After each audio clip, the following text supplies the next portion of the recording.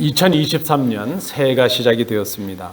말씀드린 대로 올해 우리 교회는 나가서 강권하여 데려다가 함께 예배하는 교회라는 주제를 정하고 한 해를 시작하고자 합니다. 우리 성도님들 한번 저와 함께 표를 다시 우리 주제를 한번 읽어주시면 어떨까요? 시작. 나가서 강권하여 데려다가 함께 예배하는 교회. 감사합니다. 오늘 이 주제 본문은 성구는 누가복음 14장 23절의 말씀입니다.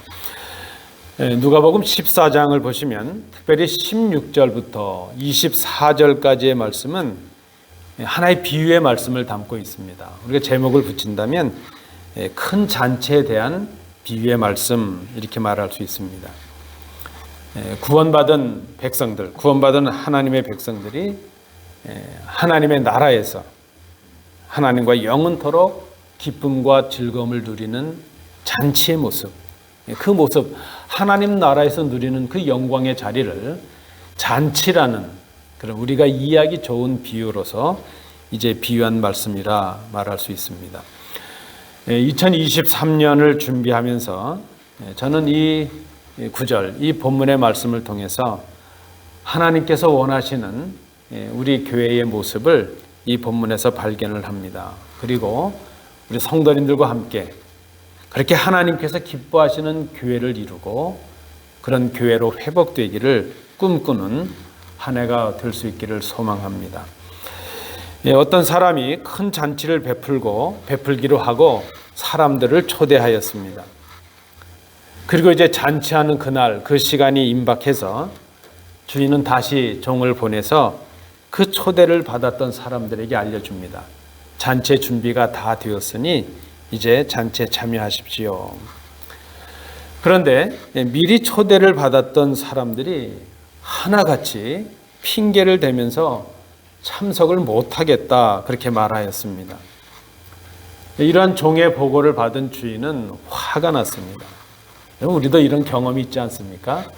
잔뜩 음식을 준비하고 뭔가 잔치를 준비하고 사람들을 초대했는데 여기 올 것 같던 분들이 그때가 되었는데 막상 모이는 그날 그래서 이런 핑계 저런 핑계를 대고 오지 않는다면 얼마나 그 잔치를 준비한 입장에서는 좀 화가 나고 불편한 일일 수밖에 없죠. 오늘 본문에도 보니까 주인이 몹시 화가 났다. 그래서 주인은 그 종을 다시 시내의 거리와 골목으로 보냈다 그랬습니다. 거리와 골목으로 보내서 미리 초대를 받진 못했지만 그 사람들, 거리와 골목에 있는 사람들, 그 사람들을 성경은 그렇게 표현했습니다. 가난한 사람들, 몸에 장애가, 몸에 병이 있는 사람들, 불편한 사람들, 눈먼 사람들, 다리 저는 사람들을 데려오라 그렇게 했다는 것입니다. 그들은 거리와 골목을 헤매던 그런 사람들이었는데 주인으로부터 청함을 받게 되니까 아마 기뻤을 거예요. 그래서 그들은 거절하지 아니하고 그 청함에 응해서 잔치 자리에 참여하게 되었습니다.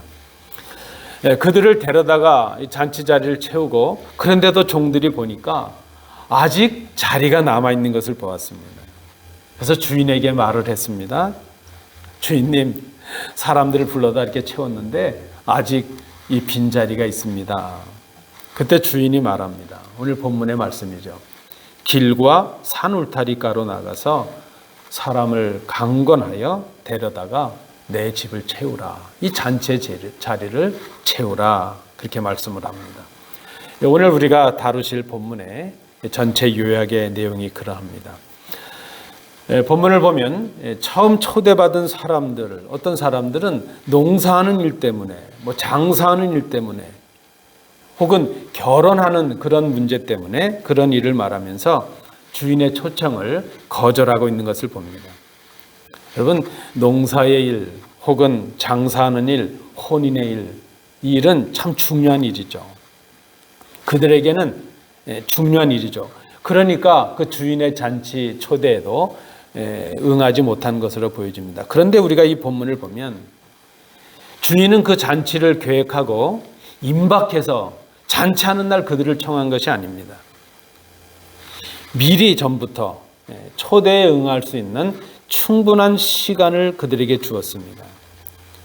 그러니까 초대에 응할 수 있는 그 자기의 시간이나 그 스케줄들을 조정할 수 있는 충분한 기회와 시간이 주어졌기 때문에 지금 그들이 말하면서 주인의 초대를 거절하는 것은 핑계에 불과하다는 것입니다.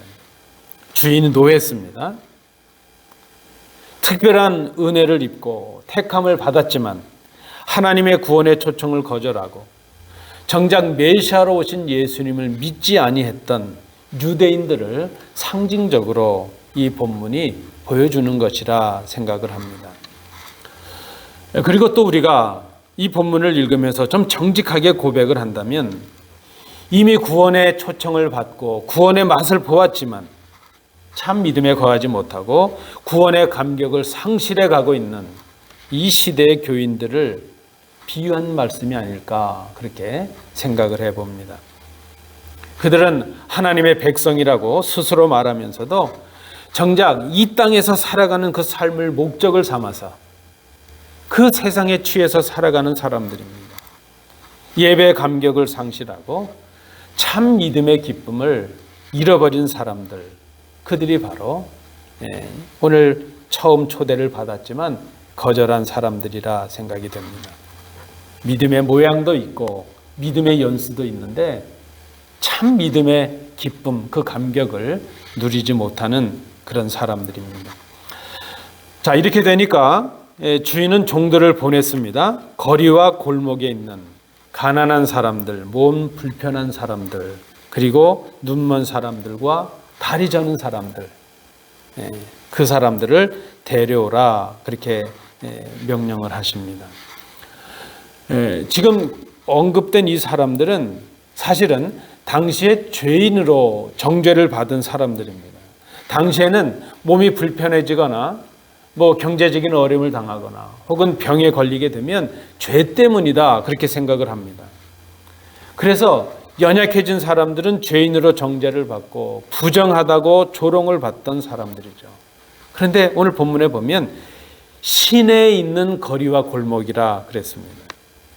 그들은 유대인인데 병이 걸리거나 연약해져서 부정하다는 판단을 받고 사람들에게서 교회로부터 그 성전으로부터 소외되어서 거리와 골목을 헤매던 불쌍한 사람들입니다.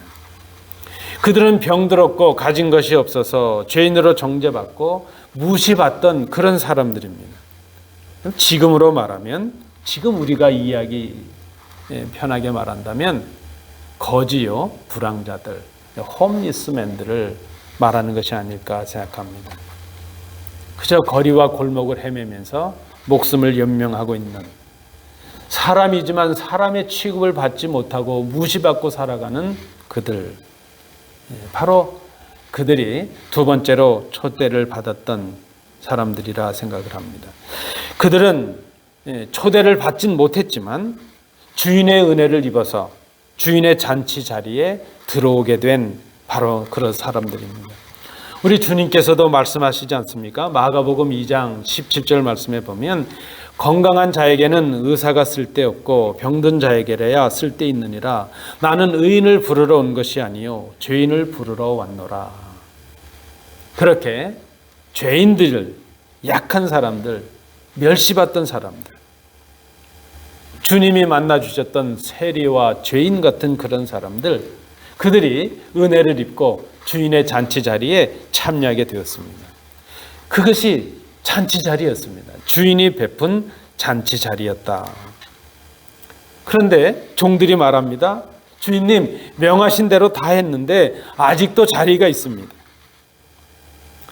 이 구절을 통해 보면 주인이 얼마나 잔치를 성대하게 공들여서 준비했는가 하는 것을 우리가 엿보게 됩니다. 또 지금 잔치가 시작된다는 긴박함을 우리에게 보여주는 구절이라 생각이 됩니다. 그때 다시 주인께서 종들에게 명하시죠. 다시 오늘 본문 23절의 말씀입니다. 길과 산 울타리가로 나가서 사람들을 강권하여 데려다가 내 집을 채우라. 여러분, 여기에 말하는 길과 산 울타리 이 밖의 사람들, 이 사람들은 이스라엘의 사람들이 아닌 것을 상징적으로 말합니다. 병들고 죄인으로 취급받았던 사람들이 시내 안에 있는 거리와 골목에 있던 사람들이라면, 이들은 그 시내 안에 거하지 못하고 예루살렘에 거하지 못하고 이스라엘 회에 들어오지 못했던, 하나님의 백성이라고 택함을 받지 못했던 바로 그 이방인들을 상징적으로 보여주는 말씀이라 생각이 됩니다. 유대인들이 하나님의 백성이라는 영적인 특권을 받았으면서도 예수를 영접하지 못하고 구원을 상실하게 되었음에 반해서 죄인들로 취급받던 사람들, 그리고 심지어 구원이 없다고 생각되었던 이방인들은 하나님의 잔치에 참여하는 은혜를 누리게 되었다는 것입니다. 성경은 이것을 복음이라 말씀을 합니다. 예수님의 잔치, 하나님의 잔치가 바로 그런 것이죠. 이런 은혜를 나누는 것이 바로 교회라 하는 것입니다. 저는 이 본문에서 우리 교회가 나가야 될 바람직한 모습을 발견합니다. 올 한 해 우리가 이런 교회를 되기를 꿈꾸고 이런 교회가 되기를 소망합니다. 우리 교회가 하나님이 베푸시는 잔치의 자리가 되기를 소망합니다. 주인이 이 명하시는 이 말씀 속에서 우리 교회가 하나님의 잔치의 자리로서 감당해야 될 일들이 무엇일까를 본문을 통해서 생각해 봅니다. 첫 번째, 교회는 하나님의 말씀에 순종함으로 나가야 한다는 것입니다. 나간다는 말을 우리가 강조합니다. 오늘 본문에도 보니까 길과 산 울타리가로 나가서 이렇게 말씀을 합니다. 말씀드린 대로 21절에 시내의 거리와 골목, 그것이 성내의 영역, 유대인의 영역이었다면 이 길은 성 밖의 도로를 말하는 것이고요. 이 산 울타리는 성 밖의 영역을 말합니다. 이스라엘 회, 하나님의 백성이라고 칭함을 받지 못했던 사람들, 그 이방인들을 말합니다. 그런데 하나님이 준비하시는 이 잔치 자리에 이방인들을 포함한 만 백성들이 참여하게 된다는 것입니다. 죄인들, 병든 자들, 연약한 자들, 무시받는 자들, 멸시받는 자들 뿐만이 아니라 하나님의 백성이라고 칭함을 받을 수 없었던 이방인들까지 하나님의 잔치에 참여하는 놀라운 은혜가 임하게 되었다는 것입니다. 여러분, 주인의 잔치가 그렇습니다. 주인의 잔치에는 초대받은 사람들, 초대받지 못한 사람들, 초대받지 못한 죄인들, 그리고 초대받을 수 있는 자격을 가질 수 없었던, 초대받을 수 없는 이방인들도 참여하게 되었다는 것입니다. 이것이 하나님 나라의 잔치 자리입니다. 하나님 나라의 잔치의 한 모형인 교회가 이런 모습을 가져야 될 것입니다. 여러분, 교회는 어떤 교회 될까? 교회는 성경을 많이 아는 사람이건 아니건, 죄인이건 의인이건, 혹은 가진 사람이건 갖지 못한 사람이건, 세상에 권력을 가졌건 아니건, 많이 배웠건 못 배웠건, 병이 들었건 아니건, 누구든지 참여할 수 있는 곳이 바로 교회여야 합니다. 그것이 주인께서 베푸시는 잔치 자리의 의미입니다.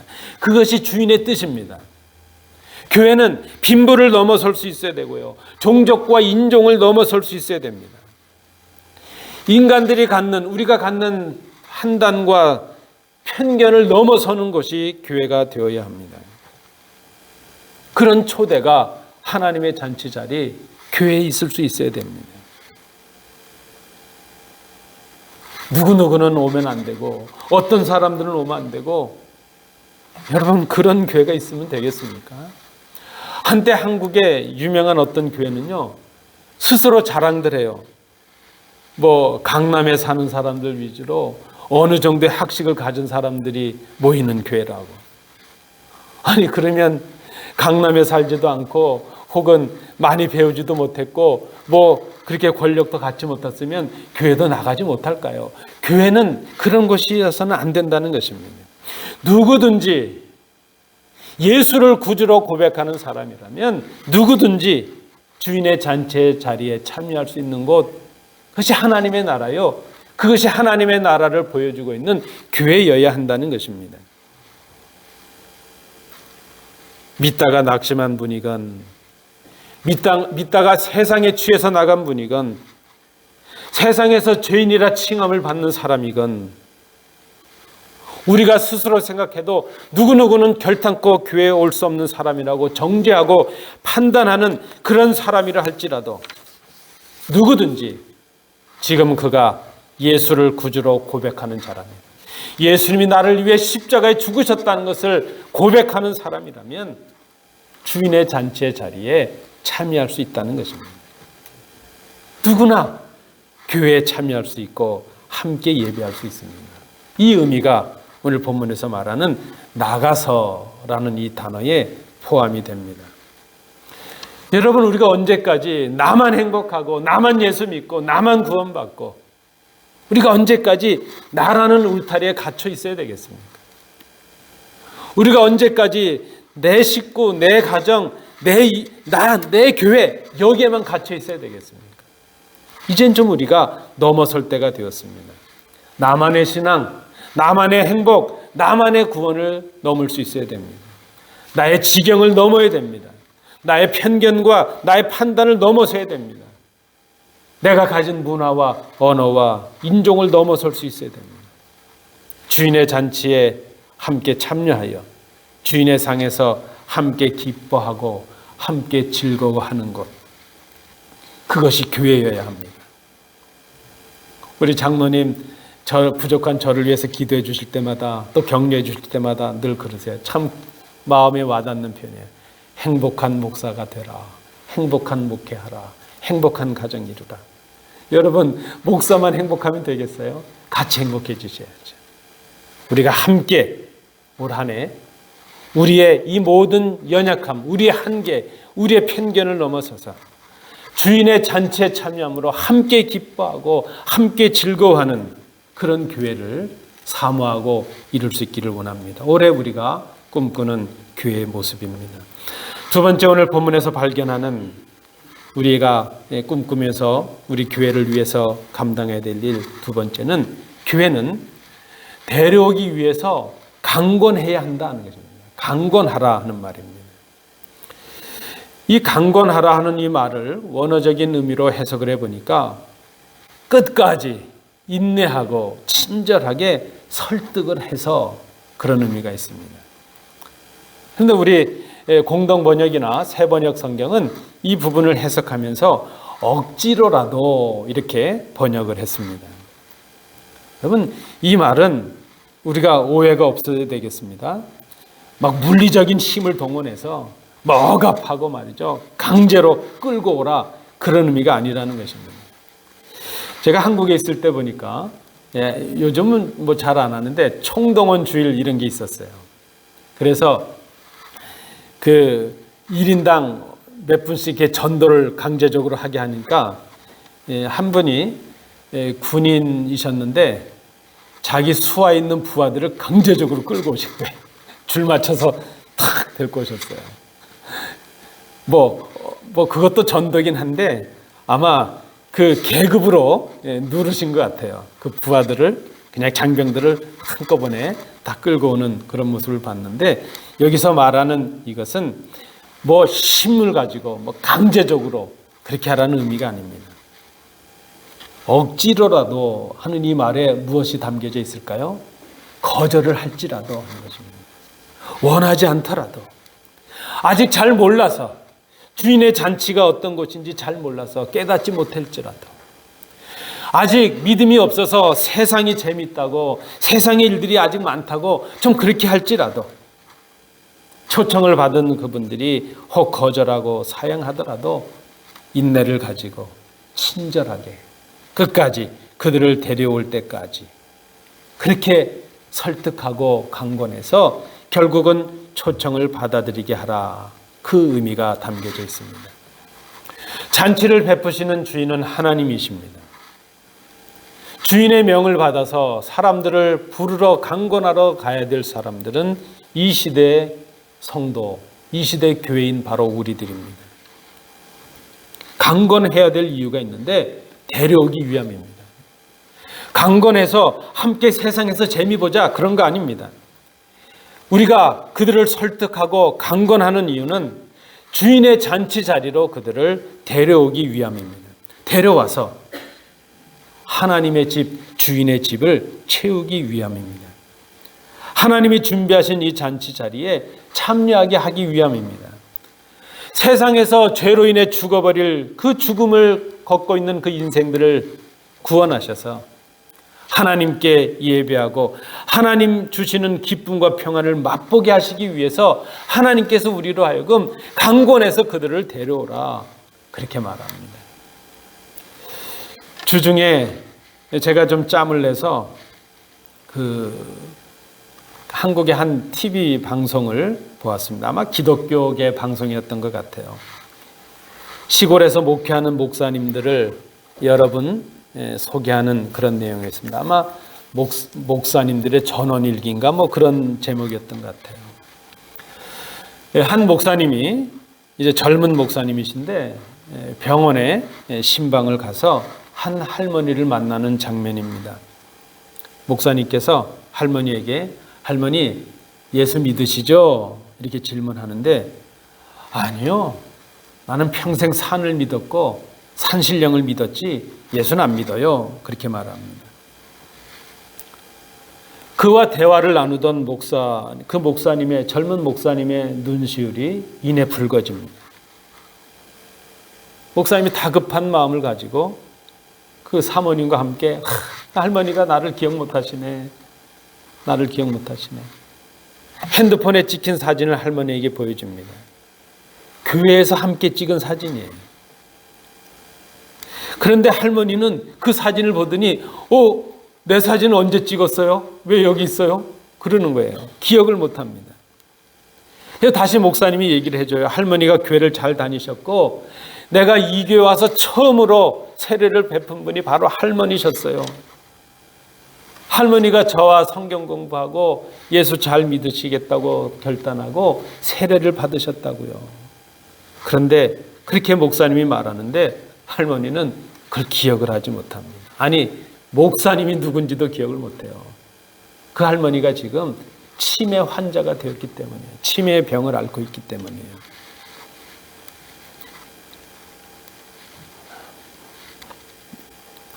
그 할머니를 바라보던 목사님의 눈에서 그저 큰 굵은 눈물방울이 툭툭 떨어집니다.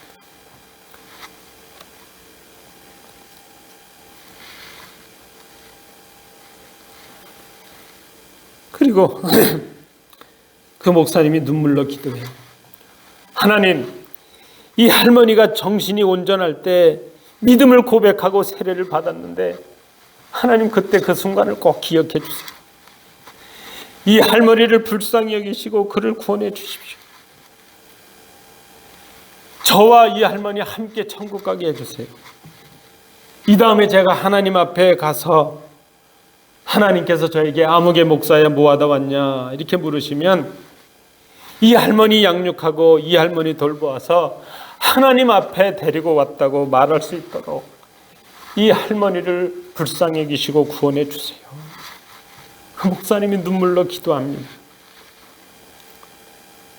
그 목사님이 병원을 나와서 허공을 향한 소리를 내뱉는데 제 마음에 확 와 닿는 거예요.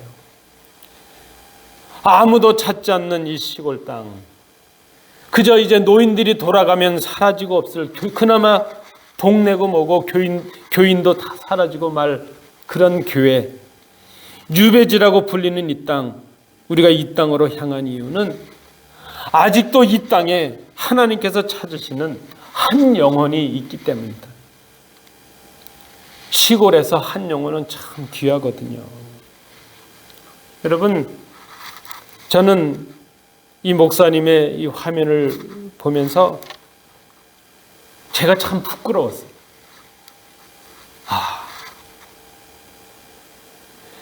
세상에 얼마나 큰 교회가, 도회지에 얼마나 큰 교회가 있고 얼마나 영광을 받고 대접을 받는 목사님들이 얼마나 많은데 그 젊은 목사님이 그 열악한 환경 속에서 한 생명을 귀히 여기고 자신의 생을 쏟고 주신 사명을 감당하기 위한 그 목사님의 모습을 보면서 제가 참 부끄러웠어요. 이 목사님의 사랑을 나도 회복하고 배워야 되겠구나. 강권하는 모습입니다. 기억도 하지 못하는 그 할머니를 향해서 이 목사님이 또 그래, 할머니 제가 또 올게요. 그때는 제발 저를 좀 기억해 주세요. 한 영혼을 불쌍히 여기고 사랑하고 그들을 주님께로 인도하는 그 사명, 그것이 바로 강권하는 일이라는 것입니다. 올 한 해 저를 비롯한 우리 모든 성도님들이 이 절박한 마음을 가지고 한 영혼을 불쌍히 여기는 이 사랑의 마음을 가지고 강권하고 데려오기 힘쓰는 온 교회가 될 수 있기를 원합니다. 올해 우리가 꿈꾸고 실천하고자 하는 교회 모습입니다. 마지막 세 번째 오늘 본문에서 우리가 발견하는 것입니다. 나가서 데려오는 이유는 함께 예배하기 위함입니다. 그 자리를 메우고 함께 그 잔치를 즐기기 위함입니다. 여러분, 예배는 하나님 앞에 우리가 베푸는 잔치 자리입니다. 함께 예배하기 위해서 잔치를 준비하신 분은 하나님이십니다. 물론 완전한 잔치의 자리는 장차 임할 하나님의 나라에서 완성이 될 것입니다. 그러나 이 땅의 교회는 장차 임할 하나님 나라의 모형으로 지금 존재합니다. 그때 하나님 나라에서 우리가 완전한 하늘 잔치를 맛보겠지만 오늘 우리가 교회를 통해서 하나님께서 우리에게 주시는 그 잔치의 기쁨을 맛보게 됩니다. 그것이 바로 교회입니다. 하나님과 함께 기쁨과 즐거움을 누리는 자리가 교회여야 합니다.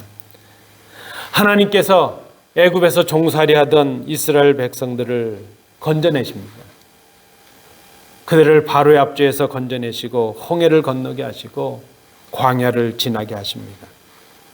그리고 시내산에서 하나님의 백성들이 살아야 될 삶의 원리인 말씀을 허락해 주십니다. 그 후에 하나님께서는 모세에게 한 명령을 내리시는데 그 명령이 무엇이었는가 하면 회막, 성막을 지으라는 말씀이었습니다. 성막은 지금으로 말하면 성전을 말합니다. 이 성막은 이제 하나님께서 이스라엘 백성과 함께 계시겠다는 하나님의 자기 표현이었습니다.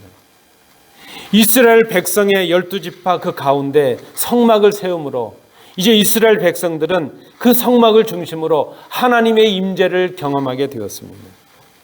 그 성막을 중심으로 이스라엘 백성이 매일 하나님과 교통하고 매일 하나님과 동행하고 매일 하나님의 인도를 받게 되었습니다. 그 방법이 무엇이었습니까? 하나님께 예배하는 것이었습니다. 하나님은 성막을 주셨는데 하나님과 교제하기 위해서 주십니다. 우리와 소통하기 위해서 주십니다. 하나님과 우리가 소통하는 방법이 무엇입니까? 바로 예배입니다. 하나님은 이스라엘 백성들과 함께 거하시기 위해서 성막을 짓게 하시고 이스라엘 백성들의 예배를 통해서 그들과 함께 계십니다. 이스라엘 백성들이 예배 삶을 살면서 하나님의 임재를 경험하고 하나님의 능력과 하나님의 인도하심 속에 거하게 되었습니다. 그것이 바로 하나님께서 교회를 통해서 준비하신 잔치의 자리입니다. 여러분, 우리가 매 주일 주의 전에 오를 때마다 잔치 자리에 참여하는 것임을 기억하십시오. 우리가 절기적으로 사순절이 되면 부활절 전에 40일 동안을 우리가 사순절이라고 합니다. 렌트라고 하는데 그 40일 동안 금식하고 절제하고 이제 음식도 가리고 묵상하고 기도에 심습니다. 근데 여러분 기억하십시오. 부활절 전 그 40일 동안 주일은 제외가 됩니다. 사순절 40일에서 주일은 제외합니다. 왜 그렇습니까? 주일은 기쁨의 날이에요. 하나님께 영광을 돌리는 자리예요. 잔치의 날이기 때문입니다. 하나님께 나와서 예배하는 것, 그것이 바로 잔치의 자리입니다. 우리가 나가서 강권하여 데려오는 이유는 주인이 예비하신 이 잔치의 자리를 채우기 위함입니다. 주님의 명령입니다. 그것은 하나님께 함께 예배하기 위함이요, 하나님께서 우리에게 주신 은혜를 함께 누리기 위함입니다. 하나님의 구원을 누리고 하나님께 예배함으로 서로 교제하고 서로 하나님의 자녀됨을 누리는 자리가 바로 교회 자리요, 예배 자리입니다. 예배가 회복되는 것, 그것은 우리의 교제가 회복되는 것이고 우리의 삶이 회복되는 것이고 우리의 믿음이 회복되는 것이고 하나님과 우리의 관계가 회복되는 것임을 말합니다. 시편 133편 1절부터 3절 말씀에 보면 그런 말씀이 있지 않습니까? 형제가 연합하여 동거함이 그렇게 하나님께서 원하시고 기뻐하시고 선하고 아름다운 일이라는 것을 우리가 기억해야 될 것입니다. 말씀을 맺습니다. 주인께서 잔치를 베푸셨습니다. 초대받은 많은 사람들이 거절하고 참여하지 않았습니다. 주인은 이제 종들을 시켜서 거리와 골목으로 가서 연약한 사람들, 병든 사람들, 죄인된 사람들, 무시받고 멸시하는 사람들이라도 불러다가 자리를 채우게 하십니다. 그런데도 아직 빈자리가 남아 있습니다. 주인께서 다시 명하십니다. 이제는 길을 넘어서고 길과 산울타리 넘어 나가서 사람들을 강권하여 데려다가 내 집을 채우라. 2023년 새해에 우리는 하나님의 이 명령에 순종하여 나를 넘어 나가는 교회가 될 수 있기를 원합니다. 우리의 편견과 우리의 한계와 우리의 생각을 넘어서는 교회가 될 수 있기를 원합니다. 사랑으로 강건하여 데려다가 주의 집을 채우는 교회가 되기를 소망합니다. 한 영혼을 불쌍히 여기고 그 영혼을 사랑함으로 그들을 강건하여 주님께로 데려오는 교회가 되어야 할 것입니다. 함께 예배하고 함께 섬기고 봉사함으로 하늘 잔치의 기쁨을 회복하기를 소망합니다. 나가서 강건하여 데려다가 함께 예배하는 교회, 우리가 올 한 해 합력하고 힘써서 이루어야 될 교회 모습이요, 이 교회를 이름으로 우리도 행복하고 하나님을 기쁘시게 하는 올 한 해가 될 수 있기를 간절히 소망합니다. 기도하겠습니다.